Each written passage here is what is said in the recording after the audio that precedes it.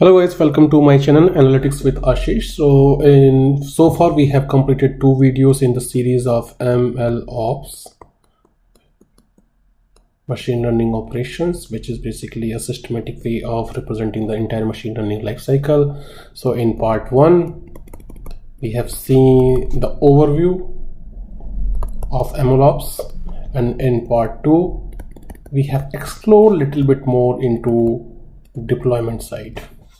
And this is the part 3 where we are going to cover a little bit more on monitoring side. Okay, so once we deploy, it is very important to measure the performance, whether we are meeting the expectation or not. Like once you deploy, once the deployment is done,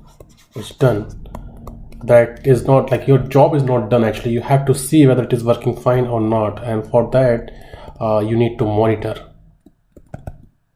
And what you need to monitor? You need to monitor the performance, whether it is meeting your expectations or not. And how do we check that? How do we measure performance, and how do we check that whether we are meeting the expectation or not? What based on what criteria? So we need to decide some metrics.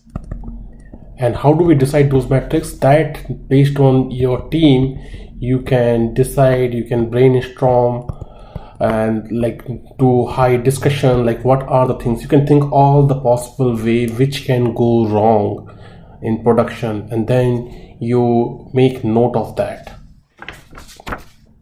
So basically, like these metrics, just giving an idea, these metrics can be related to software issue. They can be related to input metrics related, like the input data related, or they can be related to output. Okay, for software, like you can keep an eye on the memory, you can keep an eye on compute latency. These kind of things you can see just to ensure that the software is running well. On the input side, you will see the distribution of input metrics. Suppose if we have a model X into Y, then you will check the distribution of X, whether it is working fine or not, if it is having more missing values, or if the distribution is changing, or something is changing on this side actually. So that's what you measure input metrics, like drift, that you can measure on this side. The output is basically that if your output is not coming as expected, or you're producing like null values sometimes because your model is not able to understand the user input. If you are creating any kind of search engine and user is putting some kind of queries, and then they're again putting the same queries, that means definitely that once you put your query, they did not get the desired results, and so that's why they are kind of putting the query again. So like based on these criteria also, you can decide that okay, something is not working properly, and that is why user is typing the same thing again and again, or from different words, combination of words. So there can be majorly like software issue, input and output performance issues that you can decide the metrics. And in the beginning, you can start with so many metrics. Like you have, for each of these you can create a matrix. Basically, like you can create a monitor is basically you create a dashboard, and then you create for each of these you create a different metrics, and then you check the performance. You can keep an eye whether everything is working fine or not. In the beginning, you can have as much as you can, and then in later on, like with time, you can decide like which one is more important and which one is more useful, and then you can keep only them, and then you can remove the rest of it. But in the beginning, it is also always advisable to try with all the options. Okay, so like machine learning life cycle, we also have deployment life cycle. Not life cycle, like this is also a cycle process. So this is deployment is also a cycle process. So in this case, we have data, and we have different machine learning algorithm. So we clean the data, we apply machine learning algorithm, we train our data set, and then we do the error analysis, and then we decide if the model is good or not. And then if it is not good, then we again change the data, or we change the model, and then we again train the model, we again do the error analysis, and then we again if we need to do more. So this is kind of a cycle. So similarly in the deployment section as well, in deployment you monitor deployment, and you also monitor basically. And you monitor what? First you pass traffic, the small amount of data, that the real data on real channel.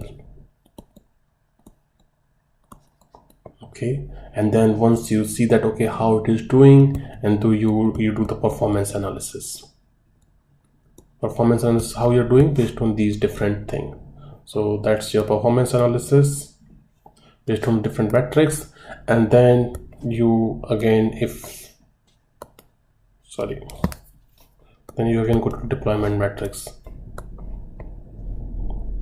deployment and monitor. So you go into this cycle, deployment, monitor, you see the traffic, you increase the traffic, you check the performance over the period of time, and then you again you again check if there's anything need to be done. Like once you have metric, once you decide that what are your metrics, you let it run for some times. Like you pass the traffic, you let it run for some times, and then you check the performance over the period of time. How do you check the performance over time? Once you have metrics, then you can check the limit or threshold value, that if it is exceeding this particular limit, then you raise a flag. For example, like you have something here, and then like load is increasing, and then here you have, this is your threshold value. Whenever it is coming in this time, then it will generate a notification, and then that needs your attention, that there is some kind of performance issue. What is that issue? We don't know, but it can be any issue, but it needs the attention. Now from here onwards, we have two options. We need to retrain the model sometimes.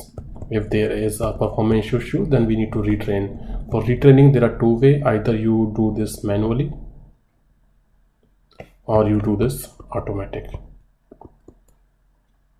auto update, auto retrain. In manually, like you again take the data, you train the model, and then you deploy the model if everything is working fine after checking the error analysis. In auto, it will like once it is exceeding something, it will automatically trigger that retraining of the model, the same model on the new data set, and then it will create the model, and then it will check the error analysis and everything is fine, then it will redeploy it again. So that is where what it will happen actually here. You check the performance and you redeploy it again, then you again pass the traffic, you again check the performance, and then you again redeploy whenever it is needed, actually whenever it is needed. So that's a little bit about the monitoring part. We will see this more in detail in our next session. So far we have covered part 1, 2 and 3.